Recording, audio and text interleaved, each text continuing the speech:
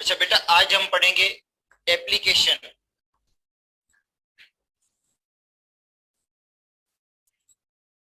Of हेस law.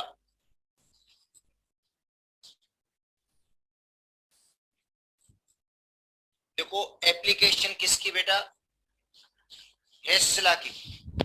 देखो हेस law को हम यूज करते हैं जो बोरन हेबर साइकिल है बेटा। Born Haber cycle actually Hess law की एप्लीकेशन में आ जाता है और जिसके जरिए हम कैलकुलेट करते हैं lattice energy of ionic compounds. देखो तो पहले हम पढ़ते हैं बोरन हेबर साइकिल को।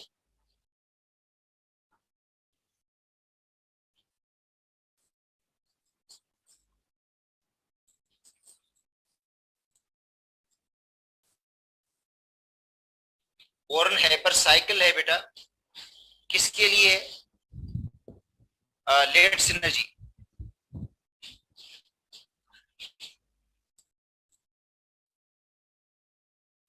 To calculate lattice energy of ionic compounds. बेटा जिसके जरिए हम लेट्स एनर्जी कैलकुलेट करते हैं आयनिक कंपाउंड्स की, lattice energy of ionic compounds.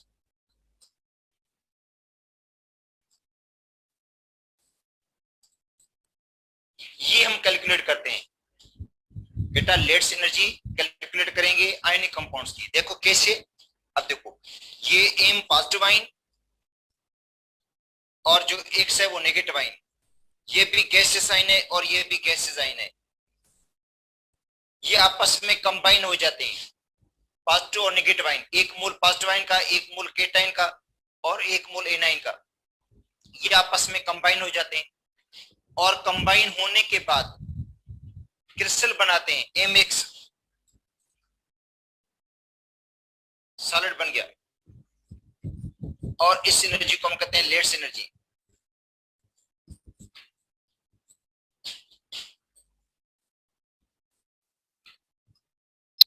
और ये होगी नेगेटिव के फिगर में। ये कैलकुलेट करेंगे आयनिक कंपाउंड्स के लिए बेटा। लेट्स एनर्जी आयनिक कंपाउंड्स की हम कैलकुलेट करते हैं बोरन हेबर साइकिल से। अच्छा ये डायरेक्ट मेजर नहीं होगी बेटा, इसको आप डायरेक्टली मेजर नहीं कर सकते हैं, इसको आप इनडायरेक्टली मेजर कर सकते हो। देखो जो आयनिक कंपाउंड्स हैं उनकी लेट्स एनर्जी को आप डायरेक्ट तो मेजर नहीं कर सकते। अगर हम डायरेक्ट मेजरमेंट करते इसकी तो हमारे लिए कैलोरीमेट्रिक मेथड है वो अप्लाई होता है, ठीक है? तो वो अप्लाई नहीं होगा लेट्स एनर्जी को कैलकुलेट करने के लिए। तो लेट्स एनर्जी जो हम कैलकुलेट करेंगे वो यूज करेंगे उनके लिए जो है एप्लीकेशन किस में, हेस लॉ की एप्लीकेशन के जरिए निकालेंगे, ठीक है? अब देखो किस तरह निकलती है ये। अब इसके लिए थोड़े स्टेप्स हमें देखने पड़ेंगे बेटा। ये स्टेप वाइज हल होगा, डायरेक्ट नहीं निकलेगी इसकी वैल्यू। इसकी स्टेप वाइज वैल्यू कैलकुलेट करेंगे हम। देखो किस तरह, देखो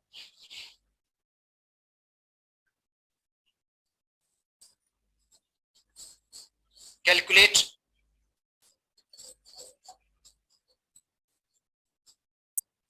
let's energy of sodium chloride.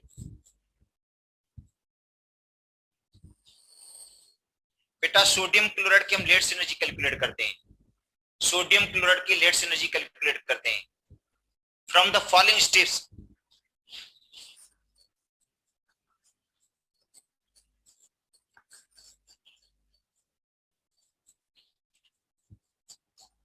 और इसके लिए स्टेप्स हैं ये बेटा, उसके लिए कुछ स्टेप्स करने पड़ेंगे हमें, ठीक है? पहला होता है हीट ऑफ फॉर्मेशन।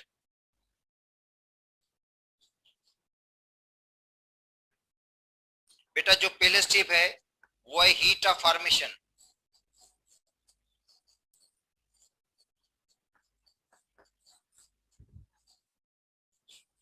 अब सोडियम क्लोराइड,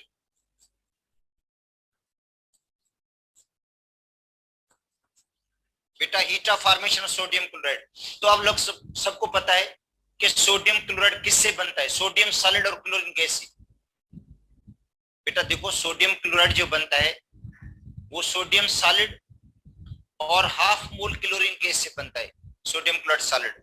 तो ये देखो बेटा सोडियम सॉलिड फॉर्म में है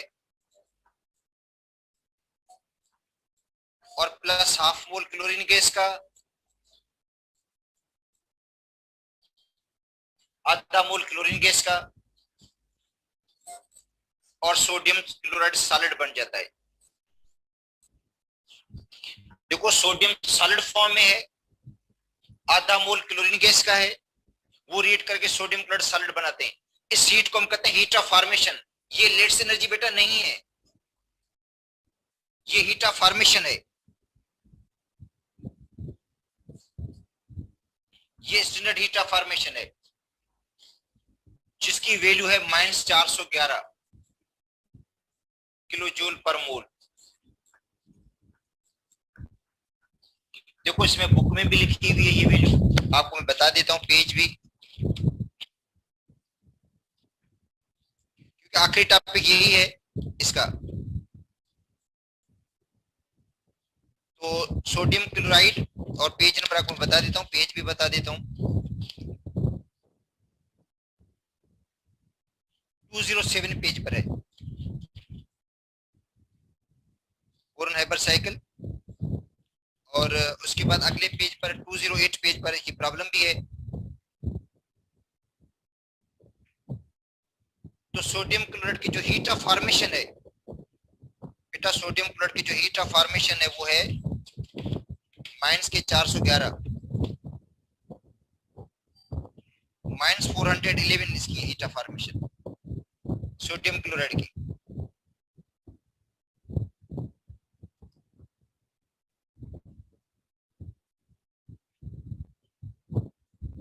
तो ये हीट ऑफ फॉर्मेशन बेटा सोडियम क्लोराइड की -411। हाँ, अब एक्चुअली सोडियम बनेगा, सोडियम क्लोराइड बनेगा किस तरह, इसके स्टेप वाइज करते हैं। ये डायरेक्ट हो गया, ये समझे डायरेक्ट स्टेप हो गया बेटा, ये डायरेक्ट है रिएक्शन।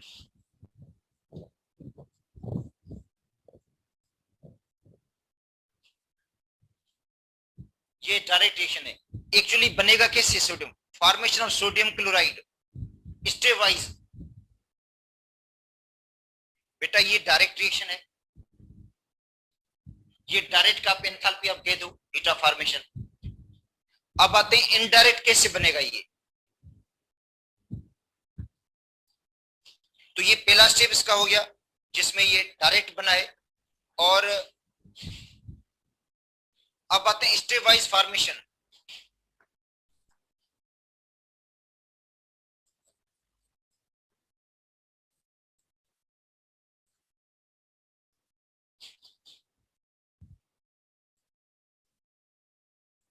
अब सोडियम क्लोराइड, देखो सोडियम क्लोराइड स्टेप वाइज किस तरह बनता है ये आप हम आते हैं और फिर इन स्टेप्स को सम कर देंगे। वो तो डायरेक्ट था, अब ये स्टेप वाइज बन रहा है। अब लास्ट में क्या करेंगे, सारे स्टेप्स को हम सम कर देंगे बेटा, जितने भी स्टेप्स हैं सबको क्या कर देंगे हम, सम कर देंगे। तो आपको डायरेक्ट की एंथैल्पी मिल जाएगी। अच्छा, तो पहला स्टेप है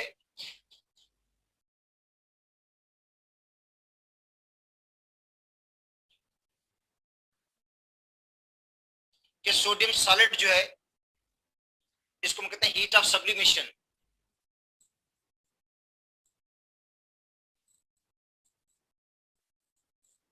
सोडियम सॉलिड को गैस में तब्दील करेंगे बेटा। जो सोडियम, आपको मैंने पहले भी बताया था कि किसी भी सॉलिड एलिमेंट को हम आयोनाइज नहीं करते, क्योंकि सोडियम तो लूज करेगा इलेक्ट्रॉन और क्लोरीन गेन करेगा बेटा। सोडियम क्लोराइड जब बनेगा तो सोडियम लूज करेगा, क्लोरीन गेन करेगा। मगर मैंने आपको पहले बता दिया था किसी भी सॉलिड को हम, कोई भी सॉलिड जो एटम होता है वो इलेक्ट्रॉन लूज नहीं करेगा, पहले इसको गैस में कन्वर्ट करना पड़ता है। क्योंकि आईपी की डेफिनेशन भी यही है, amount of energy required to remove electron from gases neutral atom. तो इसका मतलब है कि सोडियम सॉलिड को हम पहले गैस में कन्वर्ट करेंगे, सोडियम की पहले हम सप्लीमेशन करेंगे, सोडियम को पहले हम सप्लीमेट करेंगे। तो हम देखो सोडियम क्लोराइड जो बन रहा है तो वो सोडियम सॉलिड से बन रहा है, मगर एक्चुअली इसके स्टेप्स ये होंगे कि सोडियम को पहले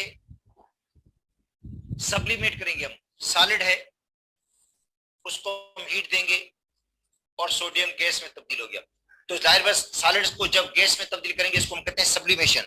बेटा जब सॉलिड गैस में तब्दील होता है इसको हम क्या कहते हैं? सब्लिमेशन कहते हैं। सोडियम सॉलिड है, उसको गैस में तब्दील करेंगे तो उसको कहते हैं डेल्टा एच सब्लिमेशन। सब्लिमेशन। और सोडियम की जो सब्लिमेशन की वैल्यू है, ठीक है, सोडियम की जो सब्लिमेशन की वैल्यू इसमें नहीं, पंजाब इसे सॉरी फेडरल की बुक में ज्यादा बेहतर लिखा हुआ है इसमें।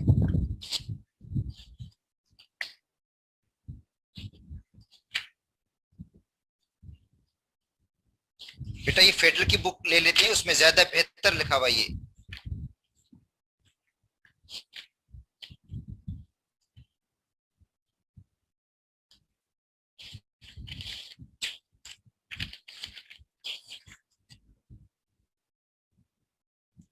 ठीक है, तो ये फेडरल की बुक का पेज नंबर है 259।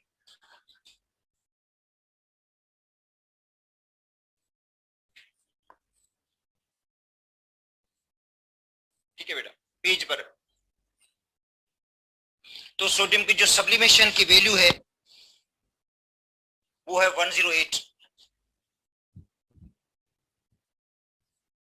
किलो जूल पर मोल।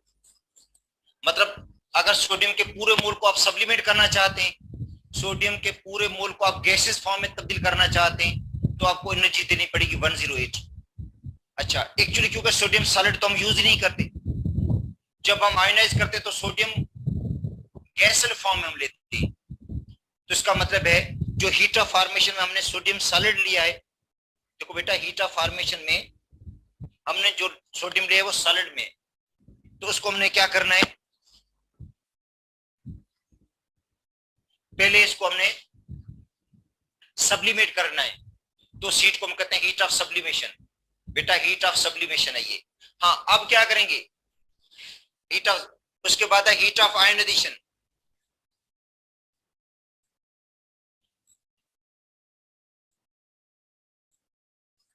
सोडियम को हम आयोनाइज कर देंगे, सोडियम गैस वाले फॉर्म में है ये, इसको हम क्या करेंगे, आयोनाइज कर देंगे, आयन बना लेंगे और ये बनेंगे गैसेस आयंस। तो अब देखो डेफिनेशन भी यही आईपी की है। आईपी के बेटा डेफिनेशन भी यही, amount of energy required to remove electron from gases neutral atom to form positive ion. देखो तो सोडियम गैस वाले फॉर्म में लेंगे। एक्चुअली नॉर्मली एलिमेंट सोडियम जो होता है सॉलिड फॉर्म में होता है, तो पहले सॉलिड को गैस में तब्दील करेंगे, उसके लिए जो हीट दी जाती है उसको हम कहते हैं हीट ऑफ सब्लिमेशन। इसका मतलब है जब सोडियम क्लोराइड बनेगा तो पहले सोडियम को सब्लिमेट किया जाता है, स्टेबलाइज कर रहे हैं इसको हम, उसके बाद आयोनाइज किया जाएगा। ठीक है, उसको हम कहते हैं ionisation energy, delta H I E. बेटा आई ई से मुराद है आयोनाइजेशन एनर्जी, या आईपी लिख दो, आयोनाइजेशन एंथैल्पी भी लिख सकते हो। और ये तो वैल्यू आपको कंफर्म याद होगी 496 किलो जूल होती है पर मोल। हाँ, अब आते हैं क्लोरीन की तरफ। इधर देखो, क्लोरीन का हमने आधा मोल लिया है, पहले इसको एटमाइज करेंगे। बेटा क्लोरीन आपको पता है इलेक्ट्रॉन गेन करता है, मगर क्लोरीन मॉलिक्यूल तो इलेक्ट्रॉन गेन नहीं करेगा, क्लोरीन का एटम इलेक्ट्रॉन गेन करेगा। इसलिए क्लोरीन का जो आधा मोल है इसको हम क्या करेंगे, इसको पहले एटमाइज कर देते हैं, एटम्स में तब्दील कर देते हैं, जो कल हमने पढ़ा था। अच्छा, अब आते हैं तीसरा स्टेप, हीट ऑफ एटमाइजेशन।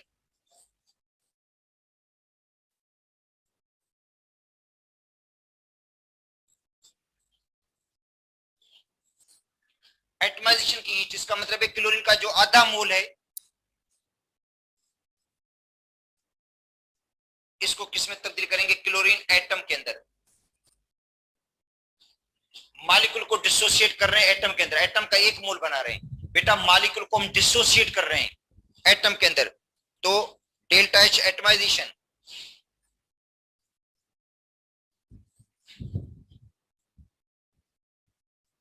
कितनी वैल्यू होगी, 121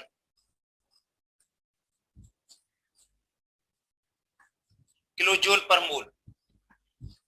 ये बेटा हीट ऑफ एटमाइजेशन है, क्योंकि क्लोरीन के पूरा जो मोल है उसकी वैल्यू 242 होती है, आधे मोल की वैल्यू हाफ होगी।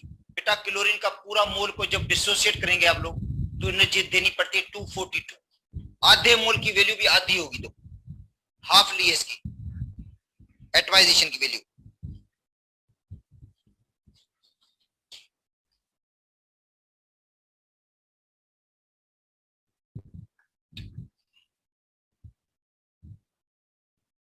ठीक है, तो एटमाइजेशन। अच्छा, उसके बाद है चौथा स्टेप।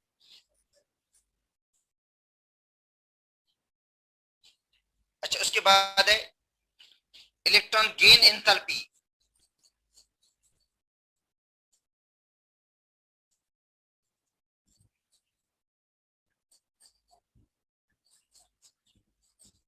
या इलेक्ट्रॉन एफिनिटी।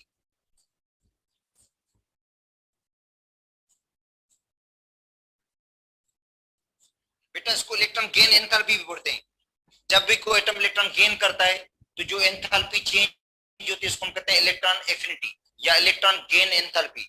तो क्लोरीन एटम इलेक्ट्रॉन गेन करेगा, क्लोरीन का गैसेस एटम इलेक्ट्रॉन क्या करेगा, गेन करेगा, क्योंकि आयनिक बॉन्ड बन रहा है ना। आयनिक बॉन्ड में सोडियम लूज करेगा, क्लोरीन गेन करेगा। मगर हमने तो डायरेक्ट पढ़ा था कि भाई सोडियम लूज करता है, क्लोरीन गेन करता है, मगर एक्चुअली इस तरह नहीं होता। सोडियम पहले होता है सॉलिड फॉर्म में, सोडियम एलिमेंट होता है सॉलिड फॉर्म में, उसको पहले सब्लिमेट करते हैं, सब्लिमेशन के लिए अलग एनर्जी इसको देते हैं जिसको हम कहते हैं हीट ऑफ सब्लिमेशन। अच्छा, उसके बाद उसको हम आयोनाइज कर देते हैं जिसको हम कहते हैं आयोनाइजेशन एंथैल्पी 495। क्लोरीन का जो मॉलिक्यूल है हाफ मॉलिक्यूल है, पहले इसको एटमाइज में तब्दील करते हैं, एटम्स में तब्दील करते हैं। एटम का एक मोल बनता है जिसको हम कहते हैं हीट ऑफ एटमाइजेशन, जो एंडोथर्मिक चेंज है। हाँ, अब क्या करता है, क्लोरीन इलेक्ट्रॉन गेन करता है और गैस नेगेटिव आयन बनाता है, और जो एनर्जी चेंज होती है उसको हम कहते हैं इलेक्ट्रॉन एफिनिटी EA। बेटा E इलेक्ट्रॉन एफिनिटी और इसकी वैल्यू है 394 349 सॉरी 349 किलो जूल पर मोल। तो ये वैल्यू देखो, इसका मतलब है सोडियम क्लोराइड इस तरह नहीं बनता है जैसे हम पढ़ रहे थे कि भाई Na और Cl मिलकर सोडियम क्लोराइड बन गया। स्टेप वाइज बन रहा है। देखो पता, सोडियम को पहले हमने सब्लिमेट किया, सॉलिड को हमने गैस में तब्दील किया, फिर गैस को हमने आयोनाइज किया, फिर क्लोरीन का जो आधा मोल था उसको हमने क्या कर दिया, डिसोसिएट करके एटम में तब्दील कर दिया, एटमाइजेशन के लिए इसको हीट दी, मॉलिक्यूल को एटम में डिसोसिएट किया, फिर एटम ने इलेक्ट्रॉन गेन किया। अब जो पॉजिटिव आयन और नेगेटिव आयन मिलेंगे तो एनर्जी रिलीज करेंगे जिसको हम कहते हैं इलेक्ट्रॉन एफिनिटी। वो हमने कैलकुलेट करनी है, वो हमने क्या करनी है, कैलकुलेट करनी है। अब एक और स्टेप आएगा, अब मुझे अब देखना पड़ेगा कौन सा स्टेप है वो, चौथा स्टेप। अब आते हैं पांचवें स्टेप पे। पांचवा स्टेप लेट्स एनर्जी का है।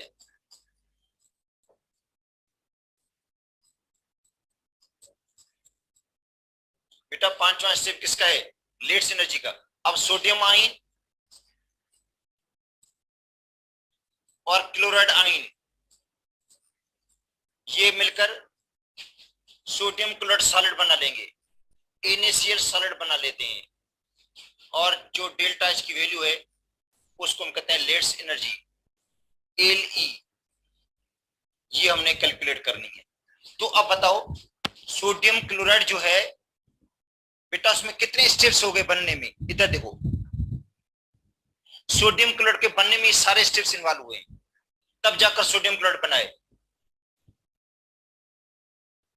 इधर जो सोडियम क्लोराइड बनाया था वो डायरेक्ट था, ये सोडियम क्लोराइड डायरेक्ट है। और आपने पढ़ा है हेसला के मुताबिक डायरेक्ट के एंथैल्पी और इनडायरेक्ट के एंथैल्पी बराबर होती है। बेटा जो डायरेक्ट के एंथैल्पी और इनडायरेक्ट के एंथैल्पी क्या होती है, बराबर होती है। पढ़ा था ना हमने, चाहे रिएक्शन डायरेक्ट हो या इनडायरेक्ट हो, चाहे सोडियम क्लोराइड आप डायरेक्ट बनाते हैं सोडियम क्लोरीन से, और एनर्जी जो रिलीज हो रही है -411 है, -400, इसकी 11 वैल्यू है। अच्छा, ये सेम वैल्यू आएगी अगर इसको इनडायरेक्ट तरीके से बनाएंगे, ठीक है। तो इसका मतलब है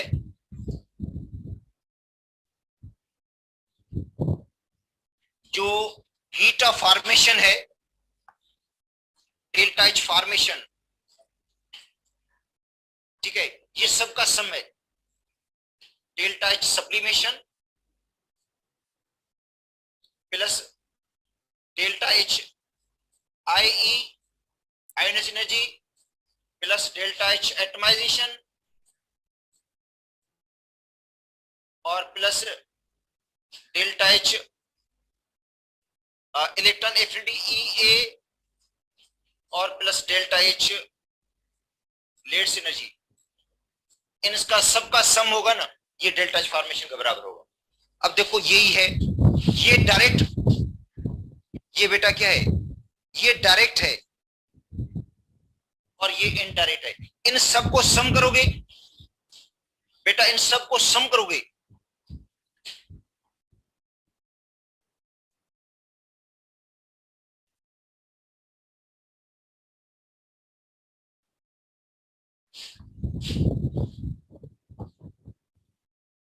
कंप्यूटर जी वैल्यू। अच्छा, अब इनको सबको सम करोगे ना, ये बेटा ये सारी वैल्यूज को सम करोगे तो इसकी वैल्यू कितनी होगी, -400 411, मतलब 411 किलो जूल होगी इसकी वैल्यू सबकी, सबका सम। ये डायरेक्ट और ये इनडायरेक्ट, इनका सम भी कितना होगा, 411 होगा, क्योंकि इनडायरेक्ट है। हाँ, आप निकाल सकते हैं, आप इसमें से लेट्स एनर्जी को कैलकुलेट कर सकते हैं। आप कैसे कैलकुलेट करेंगे, वैल्यूज रखते जाओ। इसकी वैल्यू कितनी है, 108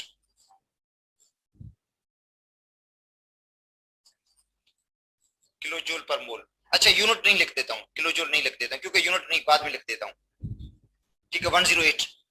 और इसकी वैल्यू कितनी है, आई की, आयोनिक एनर्जी की 496। बेटा ये पढ़ कर अभी हम, ये सब्लिमेशन 108, ये आईपी, ये एटमाइजेशन 121 और ईए इलेक्ट्रॉन एफिनिटी -400 और 349 और प्लस लेट्स एनर्जी, ये आपने कैलकुलेट करनी है। अच्छा, ये सारी इस तरफ जाएंगी, सभी इनकी साइन सबकी चेंज हो जाएगी। बेटा ये वैल्यूज इस तरफ लेकर जाओ तो आपको लेट्स एनर्जी की वैल्यू मिल जाएगी। ये सारी जो वैल्यूज है ना, इस तरफ जाएंगी तो -411 और ये प्लस का 108 इधर क्या आ जाएगा, माइनस का 108 हो जाएगा। ये प्लस की वैल्यू इस तरफ जाएगी, माइनस की हो जाएगी। ये प्लस की वैल्यू इस तरफ जाएगी, माइनस की हो जाएगी। ये माइनस की वैल्यू इस तरफ जाएगी, प्लस की हो जाएगी, 349। ये किसके बराबर हो जाएगा, ये होगा डेल्टा एच लेट्स एनर्जी के, लेट्स एनर्जी। हाँ, अब इन सब का सम कर दो बेटा, इन सब का सम करो। अब इन सारी वैल्यूज को सम कर दो और इसमें से ये क्या कर दो, ये प्लस की वैल्यू है, तो जवाब किसका आएगा, माइनस का जवाब आएगा। और ये माइनस का जवाब पता कितना होगा, -787 आएगा या 88 आएगा किलो जूल पर मोल। और ये क्या है, डेल्टा एच लेट्स एनर्जी।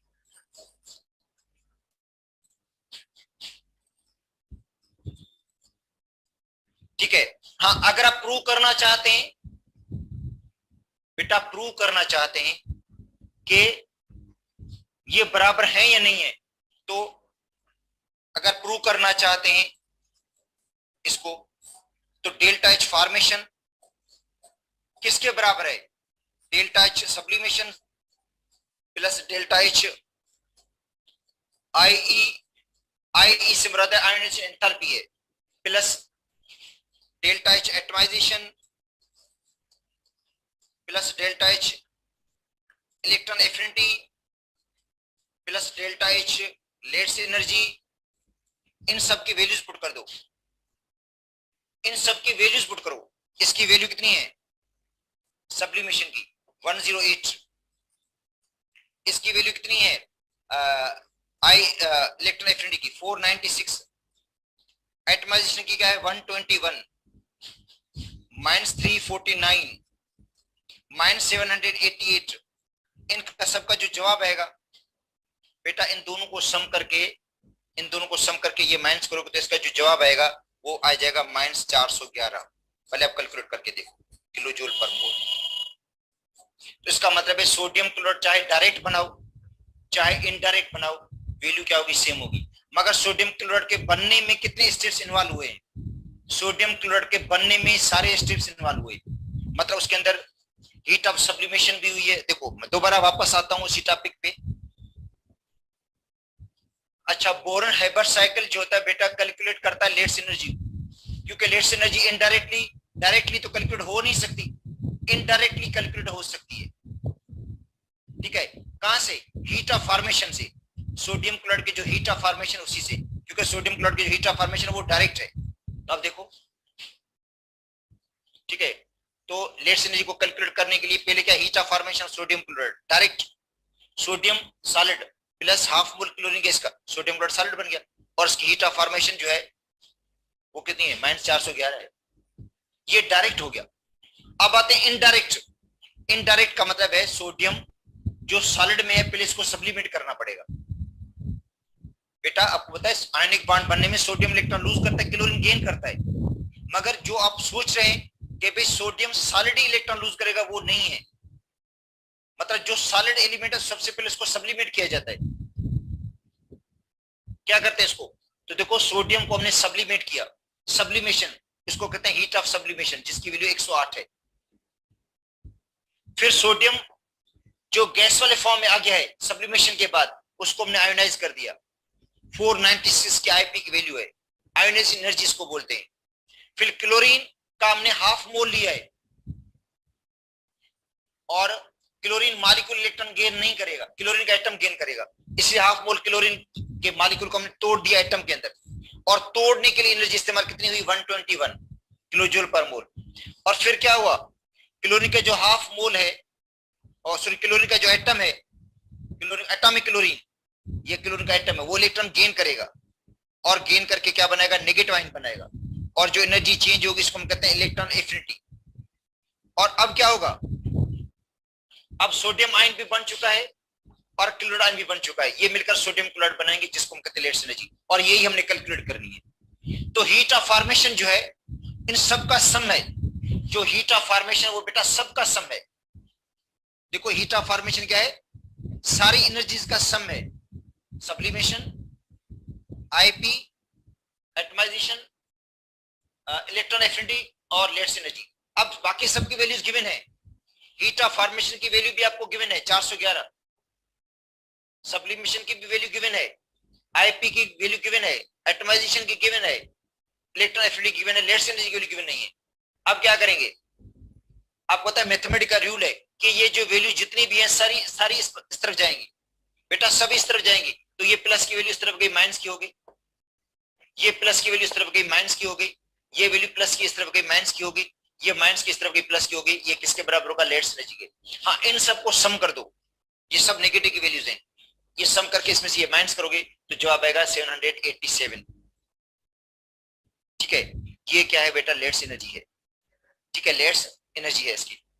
ठीक है, अच्छा तो आप बताओ, अगर आप प्रूव करना चाहते हो तो इन सबको, अब वैल्यूज आपको लेट्स एनर्जी की मिल गई है, अब उसकी वैल्यू पुट कर दो 788, इन सबको सम करेंगे तो जवाब 411 आ रहा है। तो इसका मतलब है सोडियम क्लोराइड चाहे डायरेक्ट बनाओ चाहे इनडायरेक्ट बनाओ, एंथैल्पी जो फॉर्मेशन की होगी वो सेम होगी। मगर इससे फायदा क्या हुआ, हमने लेट्स एनर्जी को कैलकुलेट कर लिया। वैसे डायरेक्टली लेट्स एनर्जी कैलकुलेट नहीं होती है, इसको हमने इनडायरेक्टली कैलकुलेट कर लिया। ठीक है, कहां से, हेस्ला की मदद से। ठीक है, इसको हम कहते हैं बोरन हाइपर साइकिल। ठीक है, तो चैप्टर कंप्लीट अपना हो गया। अच्छा अब आते हैं, मैंने आपको सुबह बताया था कि कुछ प्रॉब्लम्स हैं बेटा, वो हमने करने हैं। एक था हीट ऑफ न्यूट्रलाइजेशन मालूम करना by calorimetric method.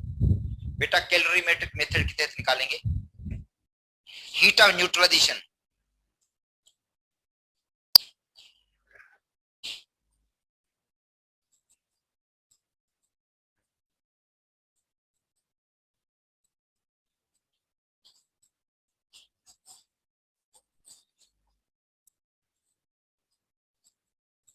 of acid HCl and base NaOH by calorimetry.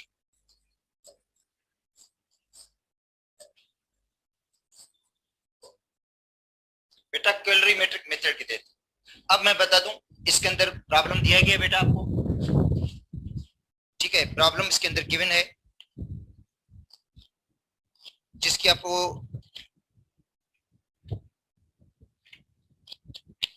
Heat of neutralization मालूम करनी है। डेटा यहां से मैं लिख देता हूं, पेज भी आपको मैं बता देता हूं। अच्छा, पेज नंबर है ये 204।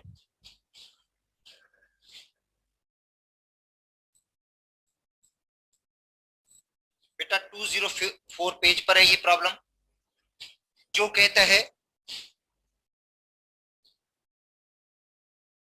न्यूट्रलाइजेशन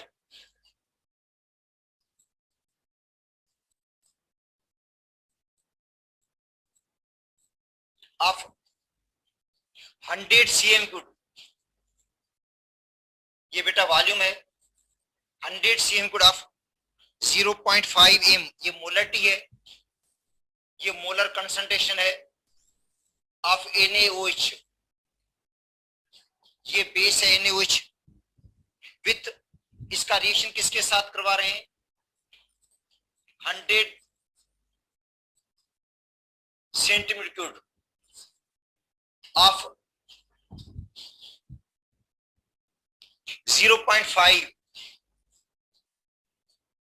m HCl के साथ।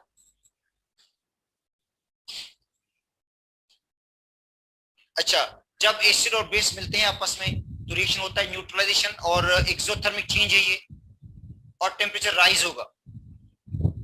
इसका मतलब है पहले ये रिएक्शन रूम टेम्परेचर पे हो रहा था, 25 डिग्री सेंटीग्रेड पे हो रहा था, अब टेम्परेचर इसका बढ़ गया है, रेज टेम्परेचर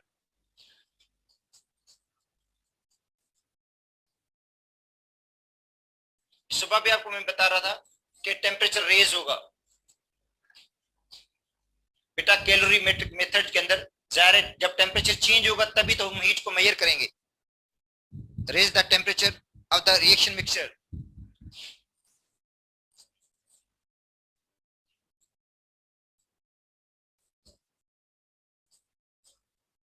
रिएक्शन मिक्सचर का to 28.5 degree centigrade, 28.5 degree centigrade temperature हो गया है।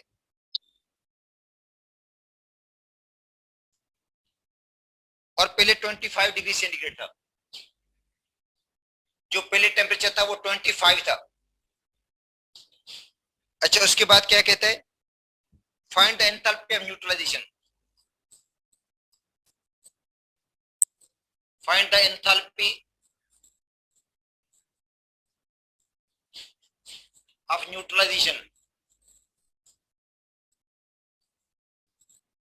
बेटा एंथैल्पी ऑफ न्यूट्रलाइजेशन आपको मालूम करनी है, और स्पेसिफिक हीट ऑफ वाटर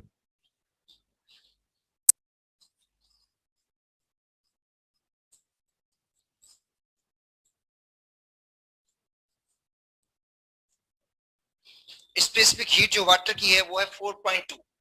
ये बेटा नोट कर देना, ये एमसीक्यूज है। Specific heat of water joule per kelvin gram. अच्छा, अब स्पेसिफिक हीट जो वाटर की है वो 4.2 जूल पर केल्विन ग्राम होती है। तो अच्छा, अब इसकी हम बना लेंगे, डेटा बना लेंगे।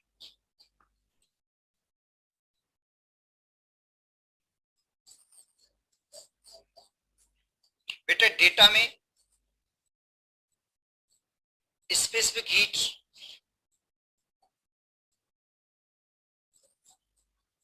ऑफ वाटर, इसको सी से भी हम शो करते हैं, यहां पे इसको एस से शो किया गया है, कोई फर्क नहीं पड़ता।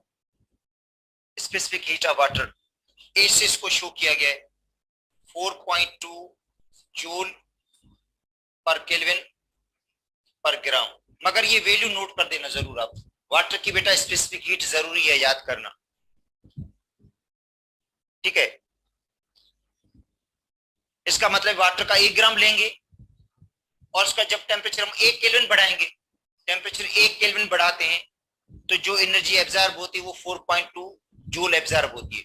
इसका मतलब है वाटर का अगर हम 1 ग्राम लें और उसका टेम्परेचर 1 केल्विन बढ़ा दें तो वाटर कितनी हीट को एब्जॉर्ब करेगा, 4.2 जूल को एब्जॉर्ब करता है। देखो बेटा जूल पर केल्विन पर ग्राम से मुराद 1 ग्राम की वैल्यू है, और स्पेसिफिक हीट मैं आपको सुबह बता रहा था कि होती ग्राम के हिसाब से है। अच्छा उसके बाद है डेंस या वाटर, क्योंकि ये तो सॉल्यूशन वाटर के अंदर है।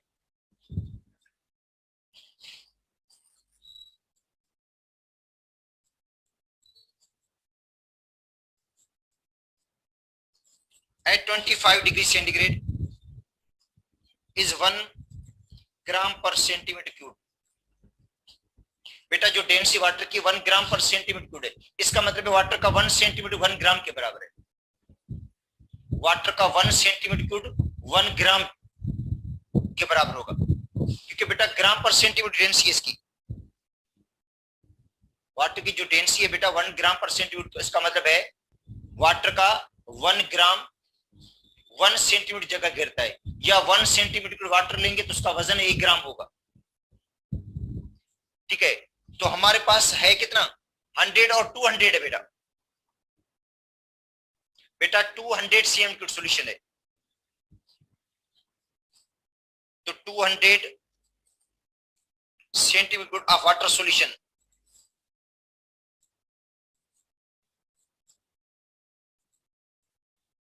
किसके बराबर होगा, 200 ग्राम के बराबर होगा। क्यों, क्योंकि ग्राम और सेंटीमीटर दोनों बराबर होते हैं, 1 ग्राम बराबर होता है 1 सेंटीमीटर क्यूब के,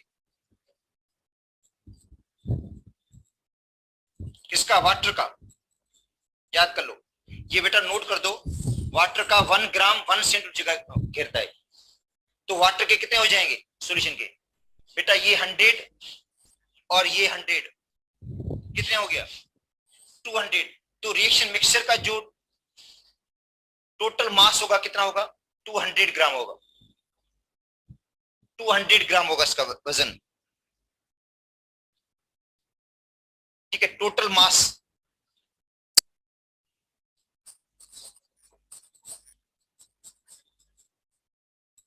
ऑफ रिएक्शन मिक्सचर,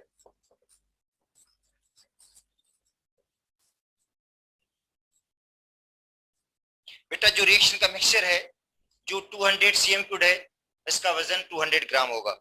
अच्छा उसके बाद है change in the temperature, change in temperature ये है T2 माइनस T1,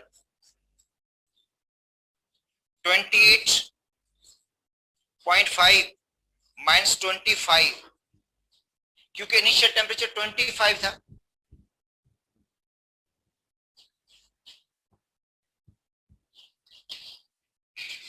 बेटा इनिशियल टेम्परेचर मैंने लिखना यहाँ पे,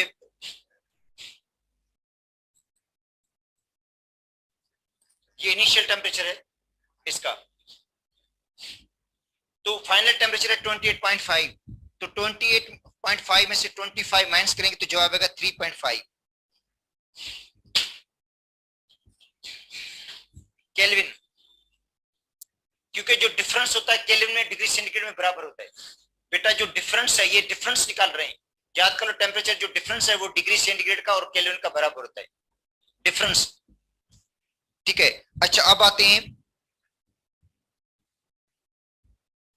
अब हमने क्या करना है कि Q इज इक्वल टू, बेटा Q किसके बराबर है, अच्छा Q बराबर होता है एम एस डेल्टा टी,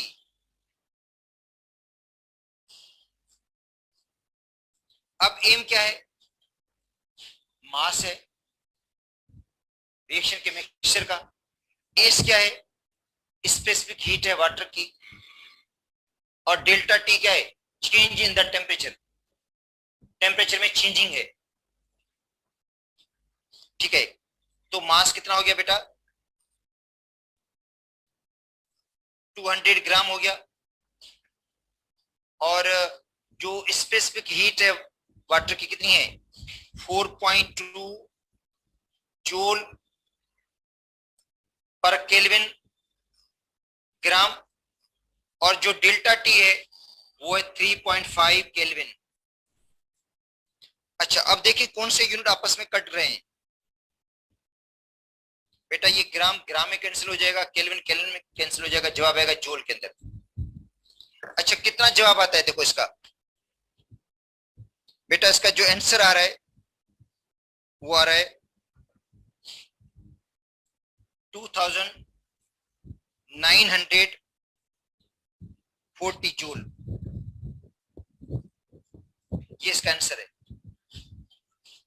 अगर हम तीनों फिगर्स को मल्टीप्लाई करेंगे 200 को 4.2 के साथ और 3.5 के साथ, ये क्या है, ये मास ऑफ द मिक्सचर है, ये एम है, ये एम की वैल्यू है और ये एस की वैल्यू है और ये डेल्टा टी है। ठीक है, तो जो क्यू बराबर हो जाता है,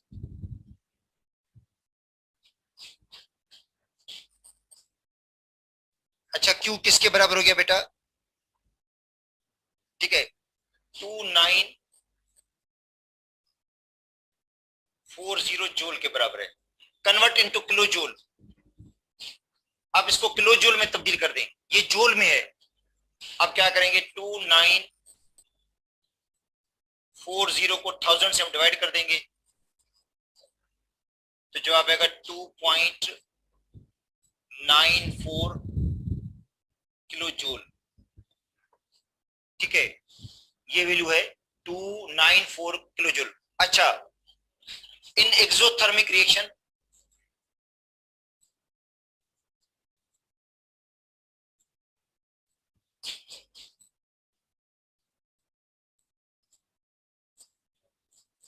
heat is released। बेटा एक्सोथर्मिक रिएक्शन में हीट क्या होती है, रिलीज होती है। देखो एक्सोथर्मिक रिएक्शन में हीट रिलीज होती है, तो साइन कौन सी लगेगी, माइनस की लग जाती है। 2.94 किलो जूल।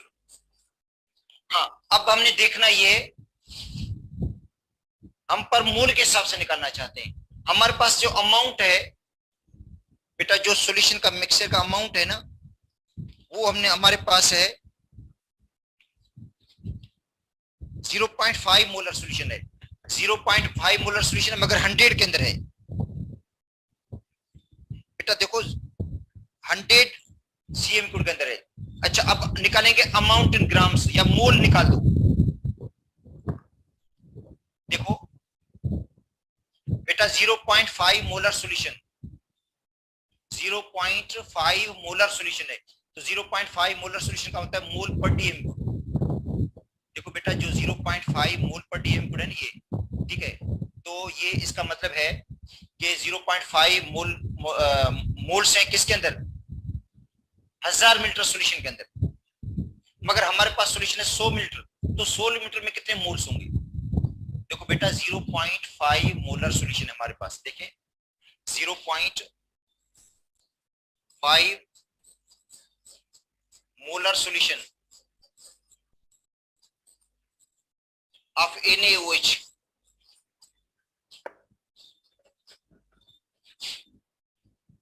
ठीक है, तो इसका मतलब है 0.5 मोलर सॉल्यूशन का मतलब है 0.5 मोल इन 1000 सेंटीमीटर क्यूब, क्योंकि यूनिट होता है मोल पर डीएम क्यूब बेटा, और डीएम क्यूब में 1000 मीटर होते हैं, 1000 सेंटीमीटर क्यूब होते हैं। तो इसका मतलब है हमारे पास जो उसकी मोलरिटी वो 0.5 है, मगर उसके लिए वॉल्यूम कितना होना चाहिए, 1000 सेंटीमीटर क्यूब। मगर हमारे पास वॉल्यूम है 100, तो 100 में कितने मोल्स होंगे। देखो बेटा 100 में कितने मोल्स होंगे हमारे पास, ये हमारे पास क्वेश्चन है कि देखो बेटा 0.5 मोलर सॉल्यूशन ऑफ NaOH का मतलब है 0.5 मोल इन, अच्छा आपके में इन 1 डीएम क्यूब।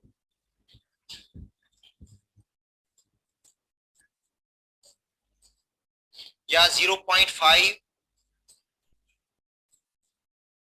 मोल इन 1000 सेंटीमीटर क्यूब, ठीक है। तो हम कह सकते हैं 1000 सेंटीमीटर क्यूब ऑफ NaOH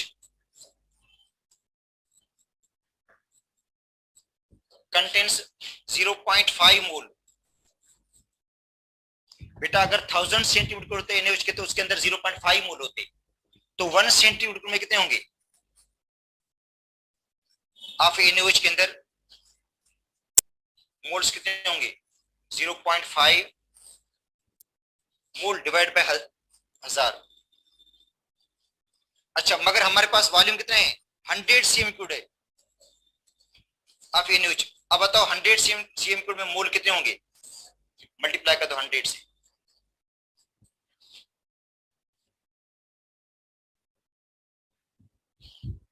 तो ये 2 जीरो इसमें कैंसिल हो गए और 0.5 को 10 से डिवाइड करेंगे, जवाब होगा 0.05। तो हमारे पास जो मोल्स हैं बेटा 0.05 है, जो बेटा मोल्स है वो कितने 0.05 है। एसिड के भी बेस के भी, एसिड के भी 0.5 है, बेस के भी 0.5 है, तो उनसे हम इसको डिवाइड कर देंगे हीट को, क्योंकि अगर हम निकालना चाहते हैं मोल के हिसाब से, अगर हीट को निकालना चाहते हैं पर मोल कितनी रिलीज होगी मोल के हिसाब से निकालना चाहते हैं, ठीक है। एंथैल्पी ऑफ न्यूट्रलाइजेशन निकालना चाहते हैं पर मोल के हिसाब से, तो इससे डिवाइड करना पड़ेगा, ठीक है। तो दोबारा आपको मैं बता देता हूं, हमारे पास सॉल्यूशन है 0.5 मोलर। 0.5 मोलर का मतलब है 0.5 मोल इन 1 dm। देखो 0.5 मोल इन 1 dm या 0.5 मोल इन 100 सेंटीमीटर, ठीक है। इसका मतलब है 1000 cm क्यूब के अंदर इसके मोल होंगे 0.5, 1 सेंटीमीटर क्यूब में इसके मोल होंगे 0.5 अपन 1000। तो हमारे पास वॉल्यूम कितना है 100 है, तो 100 में कितना होगा 0.05 मोल। तो अब देखो डेल्टा H न्यूट्रलाइजेशन,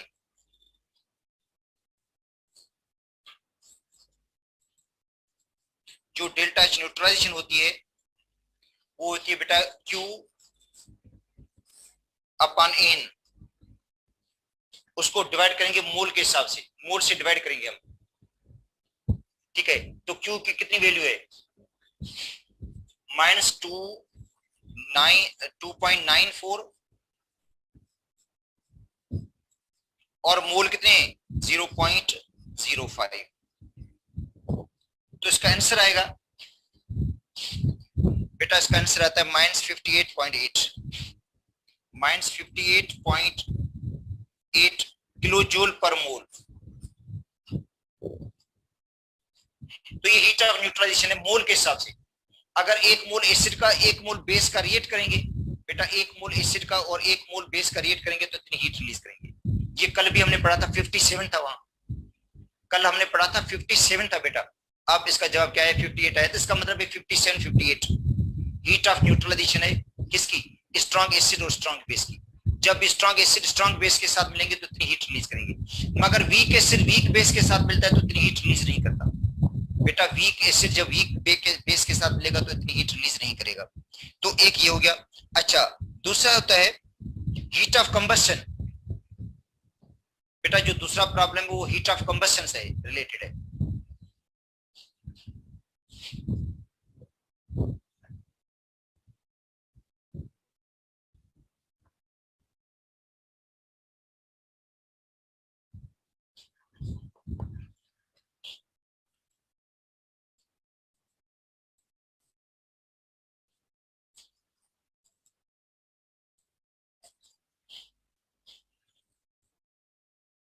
देखो हीट ऑफ कंबस्शन, कंबस्शन की हीट, तो कंबस्शन की हीट किसी फ्यूल की भी निकाल सकते हैं, हाइड्रोकार्बन की भी निकाल सकते हैं, ग्रेफाइट की भी निकाल सकते हैं बेटा। हीट ऑफ कंबस्शन किसी की भी हम कैलकुलेट कर सकते हैं। तो इसमें क्वेश्चन है 10.16 ग्राम ग्रेफाइट, और पेज आपको मैं बता देता हूं 205 पर।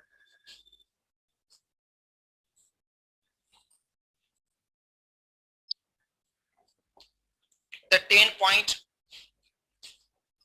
10.16 ग्राम ग्रेफाइट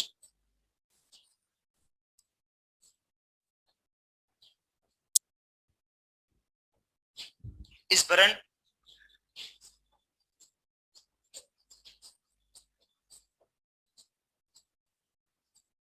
in calorimeter.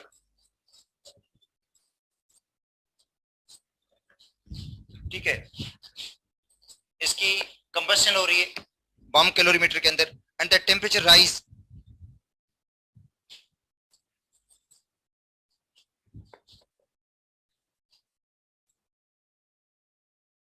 और टेम्परेचर राइज हो जाता है।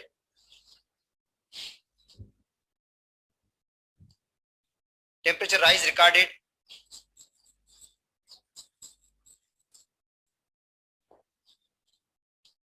3.87 केल्विन, इतना टेम्परेचर राइज हुआ है। और calculate the enthalpy of combustion of graphite. Calculate enthalpy of combustion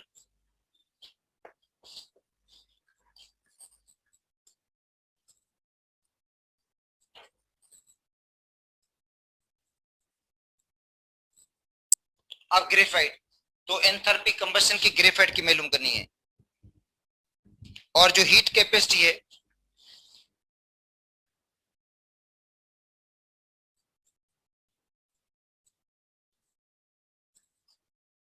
of bomb calorimeter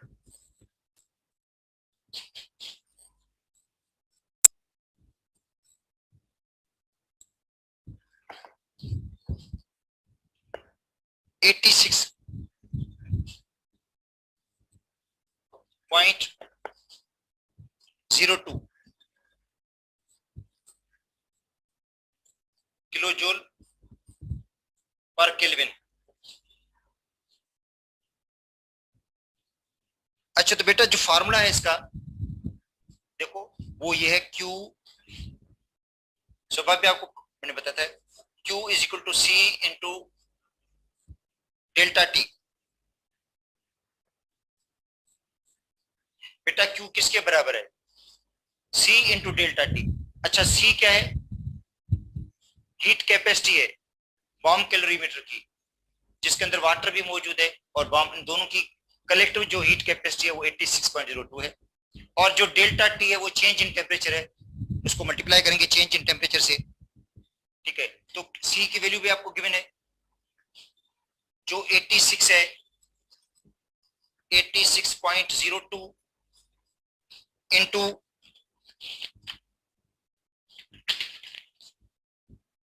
दूसरा 86.02 किलो जूल पर केल्विन। और जो डेल्टा टी है change in temperature, change in temperature है 3.87 केल्विन। ये आपस में कैंसिल हो जाएंगे, और जो हीट ऑफ कंबशन मिल रही है इसके अंदर वैल्यू है 332.89 बेटा किलो जूल पर मोल नहीं है ये, अब मोल के हिसाब से निकालनी है वैल्यू। देखो 332.89। अच्छा, heat of combustion,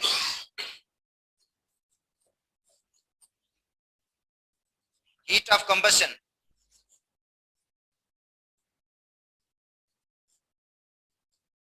is exothermic.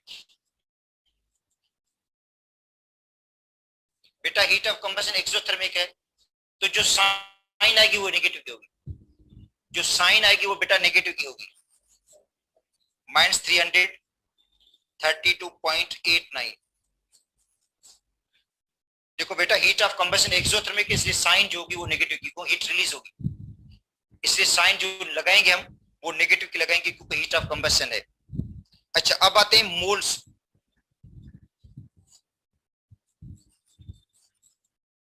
अच्छा, मोल ऑफ ग्रेफाइट। बेटा ग्रेफाइट एलिमेंट है, कार्बन है, इसके मोल मालूम नहीं, तो given mass divide by molar mass. देखो, mole of graphite given mass divide by molar mass, 10.16 ये गिवन मास है और डिवाइड किससे करना है 12 से, ग्राम पर मोल। ग्राम ग्राम में कैंसिल हो जाएगा और जो मोल की वैल्यू आएगी, जो एन की मोल वैल्यू होगी वो आती है 0.843। हाँ, अगर आपको मोल की वैल्यू निकालनी है बेटा, हीट ऑफ कंबशन आपको कैलकुलेट किसकी करनी है, पर मोल के हिसाब से। तो एंथैल्पी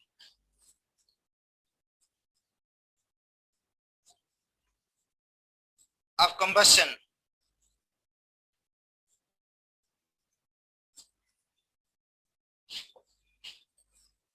पर मोल,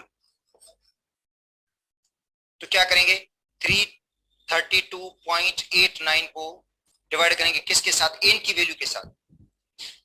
बेटा डिवाइड करेंगे एन की वैल्यू के साथ, एन से इसको डिवाइड कर देना, मोल से इसको डिवाइड कर देना। तो 332.89 और डिवाइड बाय 0.843 मोल, और ये वैल्यू आएगी 395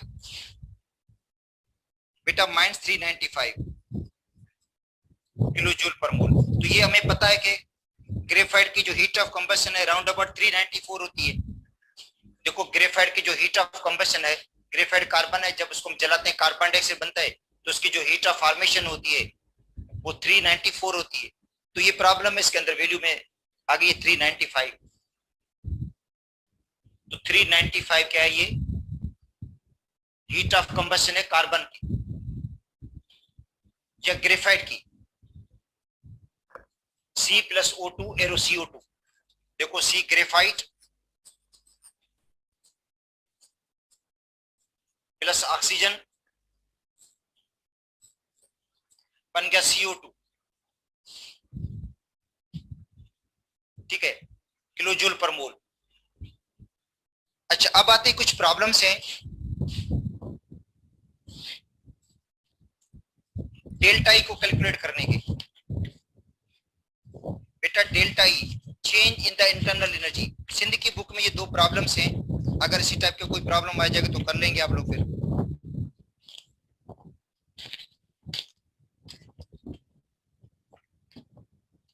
अच्छा, पेज नंबर 163 पर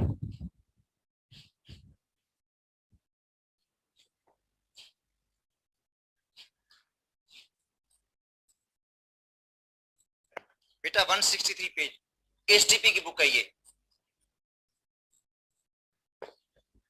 और डेल्टा ई को कैलकुलेट करने की प्रॉब्लम है। इसके अंदर इन certain process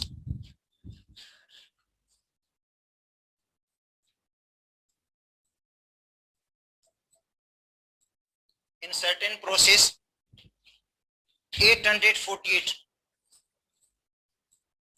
joule of heat is absorbed by system।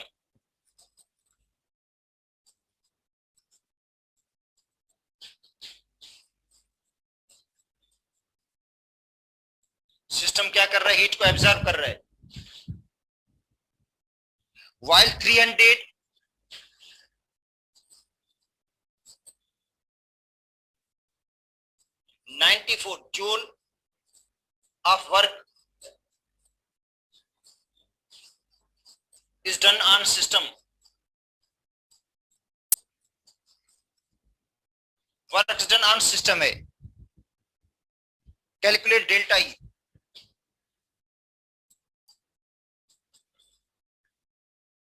बेटा डेल्टा ई को कैलकुलेट करना है।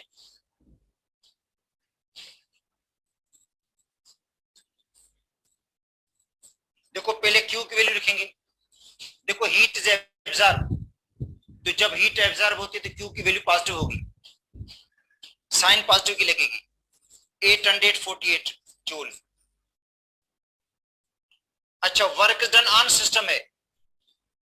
बेटा वर्क डन ऑन सिस्टम में वर्क पॉजिटिव का होता है।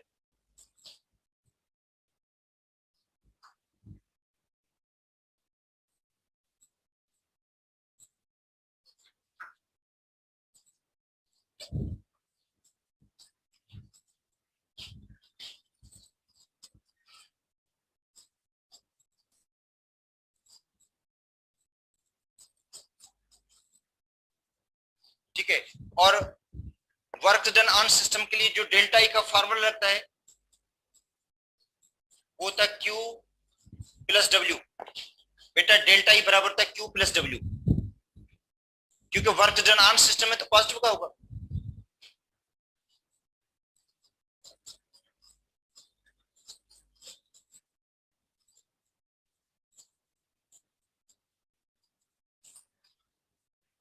ऑन सिस्टम है।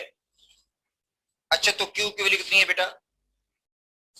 848 जूल और 394 जूल, इन दोनों को सम करेंगे तो 1242 जूल। तो इसका मतलब है वर्क डन ऑन सिस्टम में जो डेल्टा की वैल्यू वो बढ़ जाती है। देखो वर्क डन ऑन सिस्टम में देखो डेल्टा की वैल्यू बढ़ गई है क्योंकि सिस्टम पर वर्क हुआ है। देखो वर्क किस पर हुआ है? सिस्टम पर, इसलिए देखो डेल्टा ई की वैल्यू इंक्रीज हुई है 1242।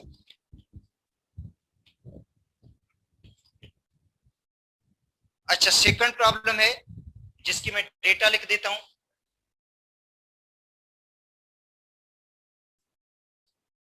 बेटा सेकंड प्रॉब्लम जिसकी मैं यहां पे सिर्फ डेटा लिख देता हूं, सेवेंथ का, ये 6 का ए है। अब आते हैं सेवेंथ का ए है। इफ 1800 कैलोरीज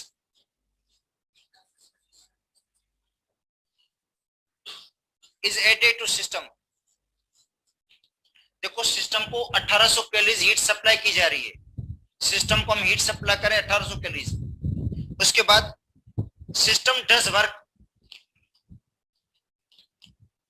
बेटा क्या कर रहा है ये? System does work, system work करता है कितना?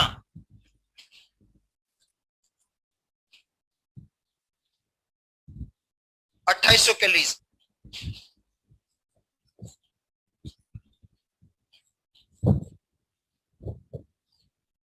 सिस्टम जो वर्क करेगा वो कितना करेगा?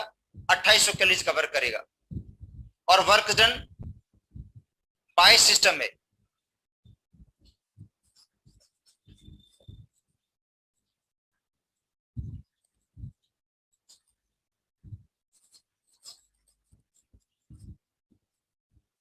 माइनस का होगा। तो delta E is equal to Q plus W। अच्छा और वर्क डन ऑन सिस्टम में क्या होगा फिर? बेटा वर्क की वैल्यू माइनस की है तो Q की वैल्यू कितनी है? 1800 और माइनस 2800, तो जवाब आएगा माइनस का 1000 कैलोरीज।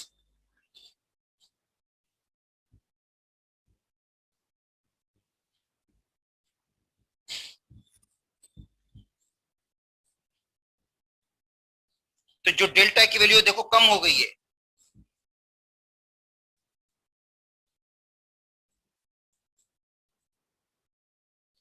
बेटा देखो डेल्टा की वैल्यू कम हो गई है, डेल्टा की वैल्यू डिक्रीज हो गई है क्योंकि वर्क डन बाय सिस्टम है।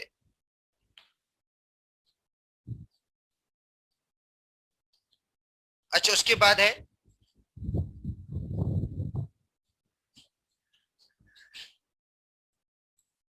सेवेंथ का B problem. In certain process 200 joule of work done on system.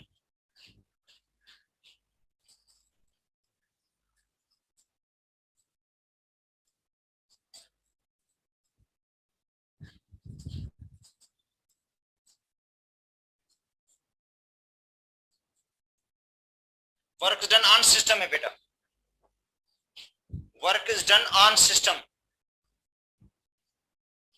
और उसके बाद है सिस्टम गिव्स ऑफ या सिस्टम रिलीज हीट 200 और सिस्टम जो है वो हीट रिलीज कर रहा है 200 जूल।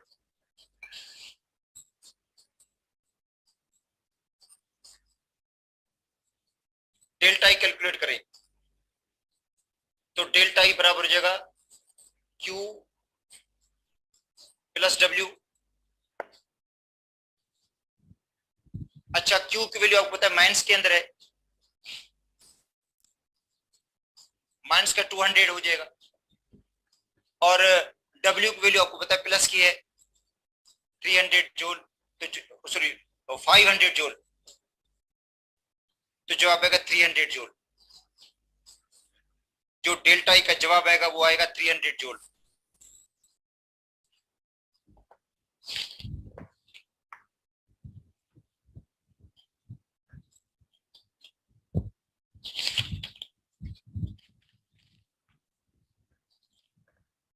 तो कल देखें बेटा न्यू चैप्टर स्टार्ट कर लेंगे हम।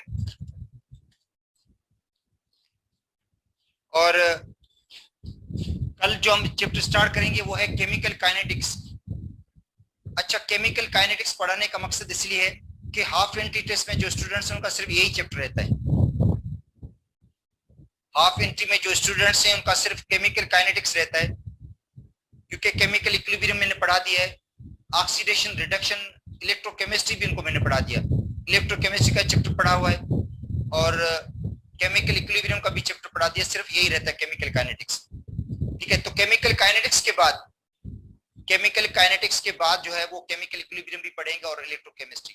अगर हाफ एंट्री का स्टूडेंट्स कोई बाद में पढ़ना चाहता है केमिकल इक्विलिब्रियम तो वो पढ़ सकता है, नहीं तो उनका चैप्टर मतलब ये जो है वो कंप्लीट, ये आखिरी चैप्टर होगा। कल जो स्टार्ट करेंगे वो हाफ एंट्री वालों का आखिरी चैप्टर होगा, और बाकी जो फुल एंट्री वाले हैं उनको मैं पढ़ा दूंगा। बाकी जो रिमेनिंग 2 चैप्टर्स रहेंगे उनके, एक केमिकल इक्विलिब्रियम का और एक इलेक्ट्रोकेमिस्ट्री का। तो उसमें अगर हाफ एंट्री वाले पढ़ना चाहते तो भले पढ़ लें।